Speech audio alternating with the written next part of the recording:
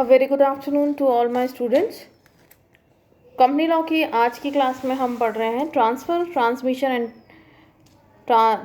Nomination and transmission of securities, जिसे हम प्रतिभूतियों का अंतरण, नामांकन एवं पारूषण कहते हैं। ट्रांसफ़र क्या होता है? ट्रांसफ़र ऑफ सिक्योरिटीज़ और शेयर्स क्या होता है?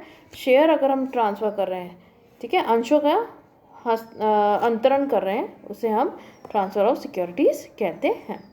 अगर डेफिनेशन हम पढ़ें तो transfer of securities means the transfer by sale by registered holder of a securities और शेयर्स। क्या मतलब हुआ इसका कि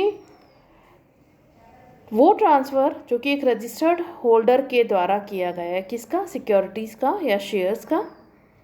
इट डज़ नॉट इंक्लूड, लेकिन ये कभी भी इंक्लूड नहीं करता एनी इनवॉलेंट्री और फोर्स सेल जो होती है, ज़बरदस्ती से विक्रय कराया हुआ अथवा इनवॉलेंट्री, जैसे न्यायालय द्वारा ज़बरदस्ती विक्रय कराया गया हो या नीलाम करने या अंशों का हरण, मतलब फोर फीचर ऑफ शेयर्स हो रहा हो, तो ये ट्रांसफ़र में नहीं माना जाता है। Provisions regarding transfer of securities. अगर प्रोविजंस प्रतिभूतियों के अंतरण संबंधित प्रावधान अगर देखें हम, transfer of securities dealt with the depository, निक्षेपागार के माध्यम से लेन देन की जाने वाली प्रतिभूतियों का अंतरण।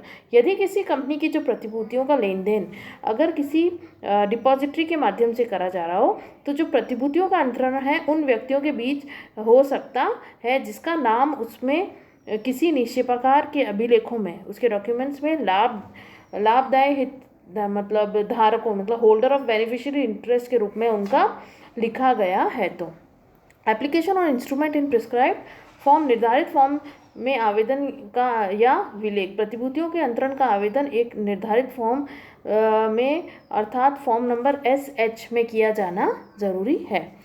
नेक्स्ट है इसमें डेटेड तिथि, अंतरण के जो विलेख पर तिथि अंकित होनी ज़रूरी है। नेक्स्ट आता है स्टैम्प, जिसको हम स्टैम्प्ड बोलते हैं। अंतरण विलेख का विधिवत स्टैम्प लगे होने चाहिए। निष्पादन या क्रियान्वयन, एग्जीक्यूशन, अंतरण विलेख का निष्पादन या क्रियान्वयन जो है वो अंतरणकर्ता या अंतरिती द्वारा अथवा उनकी ओर से किसी भी व्यक्ति के द्वारा किया जाना चाहिए। अंतरिती का विवरण, मतलब ट्रांसफरी कौन है, ट्रांसफ़र नहीं है, पर्टिकुलर्स ऑफ ट्रांसफरी आएगा, यहाँ करेक्शन कर लेंगे हम, जिसको ट्रांसफ़र किया जा रहा है। तो अंतरण विलेख पर अंतरिती के नाम, पते, व्यवसाय यदि है तो हमें उल्लेख करना है। कंपनी को सुपुर्द की डिलीवरी टू कंपनी। अंतरण विलेख अंतरणकर्ता अथवा अंतरिती द्वारा कंपनी को सुपुर्द किया जाना चाहिए। सुपुर्दगी का समय सीमा, डिलीवरी पीरियड, अंतरण विलेखों इसके निष्पादन की तिथि के 60 दिन के भीतर कंपनी के पास सुपुर्द किया जाना चाहिए। प्रमाण पत्र के साथ सुपुर्दगी, delivery along with the certificate, सुपुर्दगी जो है वो सर्टिफिकेट के साथ होनी चाहिए। विलेख खो जाने की दशा में, अगर विलेख खो जाते तो अभी हमने पढ़ा है कि इसकी दशा में यदि अंतरण विलेख खो जाता है, ट्रांसफ़र ये जो डॉक्यूमेंट खो जाता है अथवा निर्धारित अवधि में अंतरण विलेख कंपनी को सुपुर्द नहीं किया जाता, तो कंपनी क्षतिपूर्ति बॉन्ड व संचालक बोर्ड द्वारा निर्धारित शर्तों के साथ प्रतिभूतियों का अंतरण कर सकती है। Time limit, transfer of partly paid securities, हमने पढ़ा था फुल्ली पेड सिक्योरिटीज़ का ट्रांसफ़र होगा, लेकिन अगर ट्रांसफ़र पार्टली पेड का हो रहा है तो कभी कभी अंतरणकर्ता द्वारा जो पार्टली पेड ऑफ शेयर्स होते हैं वो ट्रांसफ़र किए जाते हैं। ऐसी दशा में कंपनी को उन प्रतिभूतियों के अंतरण करने से पूर्व अंतरिती के पास फॉर्म नंबर SH5 में ये सूचना भेजनी चाहिए कि ये पार्टली पेड ऑफ सिक्योरिटीज़ का ट्रांसफ़र किया जा रहा है, और अगर उसको कोई प्रॉब्लम है तो 2 हफ्ते का टाइम दिया जाता है। नेक्स्ट है transfer of securities of deceased person. प्रमाण पत्र जो है इसमें मृतक व्यक्ति की प्रतिभूतियों का अंतरण अगर हो रहा है तो उसका लीगल रिप्रेजेंटेटिव द्वारा किया जा सकता है वो। और इसमें पनिशमेंट है 25,000 से 5 लाख तक का है। एंड लायबिलिटी ऑफ डिपॉजिटरी, यदि किसी निक्षेपागार ने किसी भी व्यक्ति को धोखा देने के हिसाब से प्रतिभूतियों का ट्रांसफ़र किया है तो उसके ऊपर धारा 447 के अधीन उसे दंडित किया जाता है। नेक्स्ट है restriction on transfer of securities.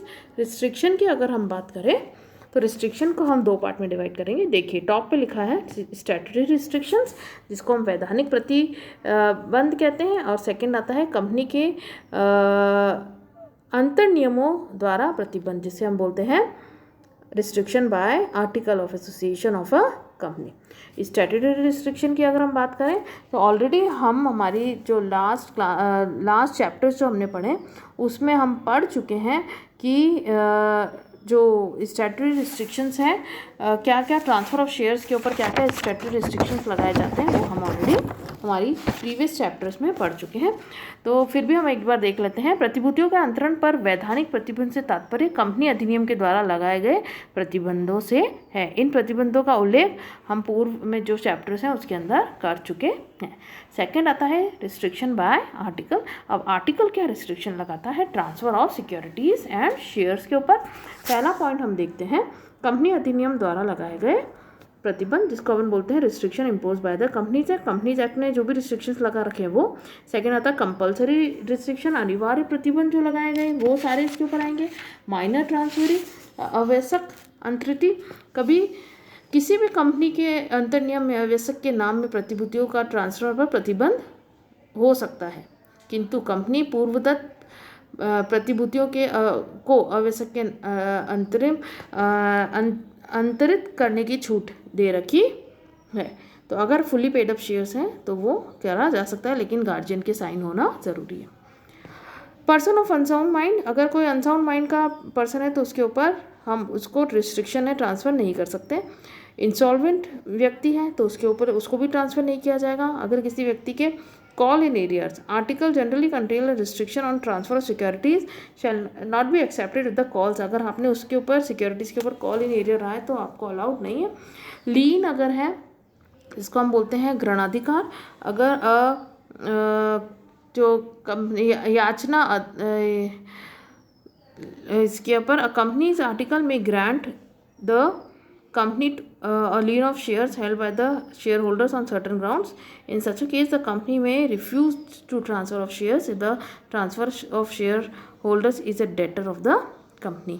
Next है कंसिडरेशन। कंसिडरेशन की आप बात करें, कंपनी कैन नॉट बी, ऐसा नहीं हो सकता है कि आप किसी चीज़ की जगह उसको सिक्योरिटीज़ ट्रांसफ़र कर दो। नेक्स्ट है ट्रांसफ़र फीस। ट्रांसफ़र की फ़ीस होती है जो भी है lawful transfer fees is paid. Company में रिफ्यूज़ ट्रांसफ़र ऑफ सिक्योरिटीज़ अगर मना कर सकती है अगर आपने जो भी ट्रांसफ़र फीस है वो नहीं दी है। Closure of register of members, a company में refuse to accept transfer securities during the period of close. जिस दिन क्लोजर हो रहा है उस टाइम कंपनी मना कर देती है ट्रांसफ़र ऑफ सिक्योरिटीज़ के लिए। Next specimen signature, the company is bound to refuse to transfer of securities if the transferor signature, अगर ट्रांसफरर के सिग्नेचर मैच नहीं होते हैं स्पेसिमेन सिग्नेचर से तो वो मना कर सकती है। Instrument in respect of more than one class of securities, a company में रिफ्यूज़ टू ट्रांसफ़र सिक्योरिटीज़ अगर अलग अलग तरीके की सिक्योरिटीज़ हैं and any other ground. Article में स्पेसिफाई कोई भी अदर ग्राउंड हो सकता है जो कि आर्टिकल के अंदर लिखा गया है, और बोर्ड ऑफ डायरेक्टर्स के पास पावर है to justify such restrictions. Next आता है assignment. What is transfer of securities and shares से आप क्या समझते हैं? प्रतिभूतियों के अंतरण से आप क्या समझते हैं? प्रोविजंस क्या है इससे रिलेटेड, प्रावधान क्या बने हुए हैं कंपनीज एक्ट 2013 में, और अभी जो हमने पढ़ा है रिस्ट्रिक्शंस क्या है, statutory restriction and restriction bye article, आपको ये पढ़ना है। If you find any problem in this topic, you are free to ask me on WhatsApp group. Thank you so much.